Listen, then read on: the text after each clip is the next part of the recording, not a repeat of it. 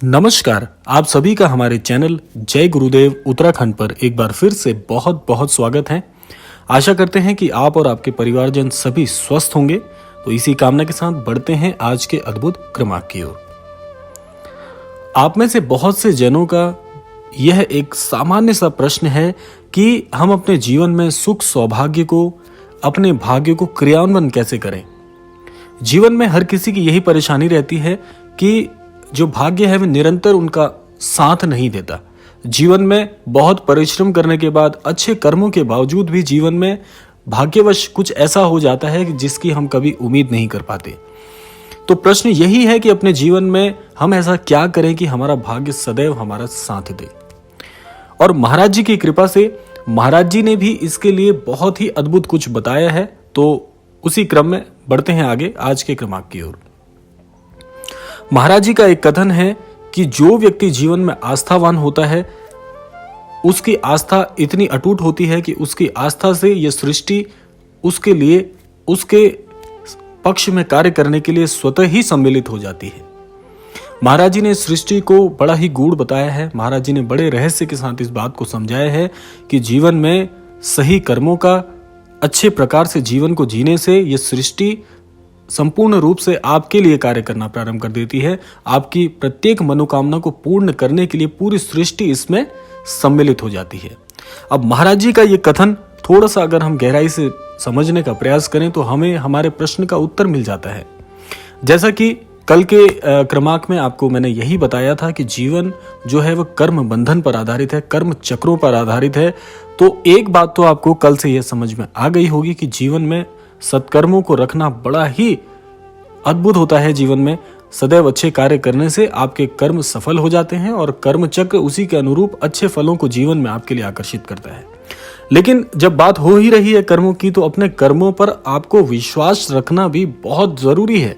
जीवन में जो व्यक्ति अपने कर्मों पर विश्वास नहीं रखता, यानी कि एक प्रकार से यहाँ पर आत्मविश्वास की बात भी हो रही है, और आत्मविश्वास के साथ साथ जिस कर्म को आप अंजाम दे रहे हैं अपने जीवन में, या जिस कर्म को लेकर चल रहे हैं, उस पर आपका विश्वास होना भी बहुत जरूरी है।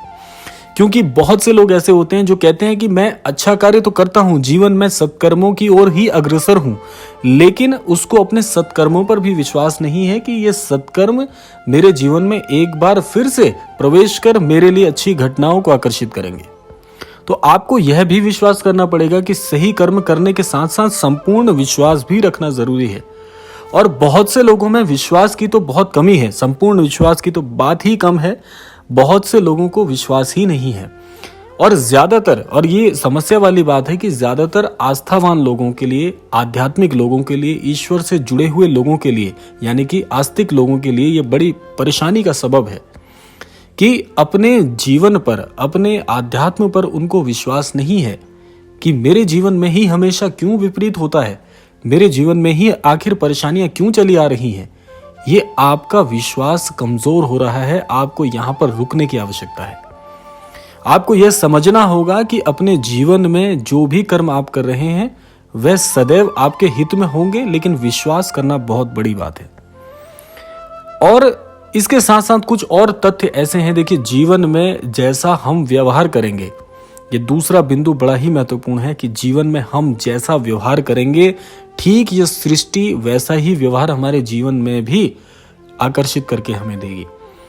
जिस प्रकार से लोगों से आप मिलते हैं, उनसे वार्तालाप करते हैं, वैसे ही जीवन में आपकी जो घटनाएं होंगी, ऐसे ही लोग आपके इर्द गिर्द सदैव आपको मिलेंगे। अब ये चुनाव स्वयं आपको करना है कि आपको कैसे व्यक्तियों के साथ, कैसे समाज में रहना है, और ये तय भी आप ही करेंगे। आपका भाग्य निरंतर आपका साथ देगा। करना महज इतना है कि अपने जीवन में ऐसे लोगों को आकर्षित करिए जो कि पूर्णतः आपके हाथ में है। आप पूरे दिन में यदि आध्यात्म की चर्चा करते हैं, ईश्वर की चर्चा करते हैं, सद्वचनों के लिए क्रियान्वयन है और आध्यात्म का अध्ययन करते हैं, ये अगर आपका पूरे जीवन में इन चीजों को अगर आप लेकर आ रहे हैं, यानी कि ऐसी चीजों के साथ सम्मिलित हैं, तो आप यह एक अभ्यास करके देख लीजिएगा, आपको पूरे जीवन में ऐसे ही लोग मिलेंगे। आज जितने भी लोग आपके संपर्क में हैं, वो कहीं ना कहीं आपकी छवि से मेल खाते हैं।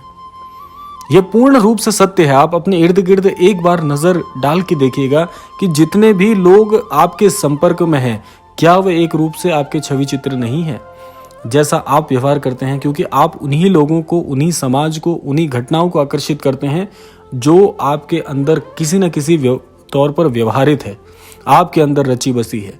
आप ऐसे लोगों के साथ, ऐसे समाज को, ऐसी घटनाओं को, ऐसी बातों को आकर्षित कर रहे हैं किसी न किसी प्रकार से। तो अगर आप चाहते हैं कि जीवन में भाग्य सदैव आपका साथ दे, आजीवन आपका भाग्य ऐसा ही बना रहे, तो पहली बात जो मैंने आपको कल के क्रमांक में बताई थी, कर्मों पर ध्यान देना बहुत प्रधान होगा। कर्मों को सुचारू रूप से सत्कर्मों की ओर अग्रसर करना बड़ा ही जागृत प्रकार का एक अभ्यास होगा। इसको करते रहिए, निरंतर करते रहिए। अच्छे कर्मों को, अच्छी वाणी को, अच्छी बातों को, अच्छे आध्यात्मिक गुरुओं को, जीवन में अच्छे लोगों को चुनने का प्रयास कीजिए। आपके इर्द गिर्द ऐसी ही ऊर्जा, ऐसे ही लोग, ऐसा ही समाज, ऐसे ही घटनाओं का पूरा एक सम्मिश्रण तैयार हो जाएगा और फिर इन्हीं लोगों को, इन्हीं चीज़ों को लेकर अभ्यासित रहिए। आपके जीवन में सदैव ऐसे ही सकारात्मक घटनाएं, सकारात्मक प्रभाव, सकारात्मक आशीष आपके जीवन में आकर्षित होगा और जिस प्रकार की ऊर्जा से आप जुड़े रहते हैं, वही ऊर्जा आपके लिए घटना स्वरूप में सदैव अग्रसर होती है। आपको ऐसी ही घटनाओं से जो है पूरी तरह से प्रयासरत होकर आपका एक, ये समझ लीजिए कि जीवन का कर्म चक्र तैयार हो जाता है। तो यह है जीवन का ऐसा गूढ़ सत्य जो मैंने आपको बताया है। इसको प्रयासरत करते रहिए, अभ्यासित होते रहिए इसी से। और भी कई सारी चीजें हैं कि आपको सदैव सकारात्मक शब्दों का इस्तेमाल करना ही होगा। जीवन में आगे बढ़ना है तो नकारात्मकता को पूरी तरह से इससे निदान पाना होगा। यह आपको आज से, अभी से सीखने की आवश्यकता है। सकारात्मक बोलिए। आपने देखा होगा हमारे बड़े बुजुर्ग हमें यही सिखाते हैं कि अच्छा बोलिए, गलत बात मुख से मत निकालिए। वो इसीलिए कहा जाता है ताकि आप उन बातों को बोलकर एक प्रकार की ऊर्जा को प्रवाहित कर रहे हैं। गलत शब्दों का इस्तेमाल करेंगे तो गलत ऊर्जा प्रवाहित होगी और वो किसी न किसी प्रकार से जीवन में नकारात्मकता को ही लेकर आएगी।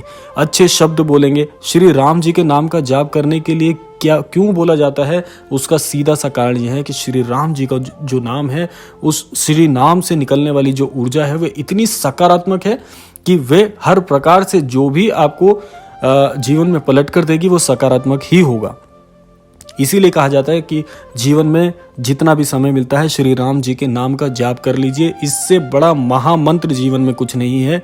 ऐसा भाग्य जो पूरी तरह से, जैसे एक बंजर भूमि होती है, अगर कोई भाग्य ऐसा है कि बिल्कुल बंजर हो चुका है, बंजर भूमि के समान हो चुका है, श्री राम जी का नाम ऐसी बंजर भूमि को भी इतनी उपजाऊ बना देगा, यानी कि आपके जीवन में इतने आशीर्वाद भर देगा जो आपने कभी जीवन में सोचा ही ना हो। अप्रत्याशित चीजें होंगी जो कि सकारात्मक होंगी। आपके जीवन में सीखने के लिए आपको इतना सब कुछ मिलेगा। हर प्रकार के व्यक्ति जो आपके जीवन में आप चाह रहे थे, जो घटनाएं आप चाह रहे थे कि जीवन में मैं बहुत सफल बन जाऊं, वो सफलता आपके लिए स्वयं आपको ढूंढती हुई आपके जीवन में आएगी। तो ये इतना प्रभावशाली है। तो ऊर्जा बदलिए। जीवन की जो जिस नकारात्मक ऊर्जा में आप जी रहे हैं उस ऊर्जा को बदल कर देखिए, सारी चीजें सकारात्मक हो जाएंगी। जीवन ऐसा हो जाएगा कि चारों तरफ से आपके जीवन में आशीर्वाद पूर्ण जन जुड़ेंगे। ऐसा जनसंपर्क होगा कि जीवन में प्रत्येक व्यक्ति आपको आशीर्वाद देकर जाएगा, जीवन को सकारात्मकता से पूर्ण रूप से भर देगा। महाराज जी ने इस सृष्टि से बहुत कुछ स्वयं भी सीखा है, अपने भक्तों को भी यही बात महाराज जी अपनी शिक्षाओं में सिखाते आए हैं। बस बात है समझने की। महाराज जी की जितनी भी बातें हैं वे अपने आप में एक ऐसा संकेत है जिसको अगर आप समझ लेते हैं, जीवन में उन बातों को यदि थोड़ा सा गूढ़ रूप से समझने का प्रयास करते हैं उस रहस्य को, तो जीवन में आपको इतना सब कुछ ज्ञात हो जाएगा जो महाराज जी ने अपने जीवन से सार्थक करके दिखाया है। तो यह था आज का क्रमांक। आशा करते हैं कि बहुत अद्भुत आप कुछ सीख पाए होंगे। इसी कामना के साथ विदा लेने का समय आ गया है और विदा लेने से पूर्व आप सभी जानते हैं प्रार्थना का ये अद्भुत समय है। तो आज के इस क्रमांक से मैं अपने सभी दर्शकों के लिए प्रार्थना करना चाहूँगा कि महाराज जी की ओर से सभी के जीवन में उन्हें सद्बुद्धि, सन्मति और सौभाग्य प्राप्त हो और सभी के जीवन में महाराज जी का पूर्ण आशीर्वाद यूं ही बना रहे। इसी कामना के साथ विदा लेते हैं। मिलते हैं अगले क्रमांक में। तब तक के लिए जय श्री राम, जय गुरुदेव, जय उत्तराखंड।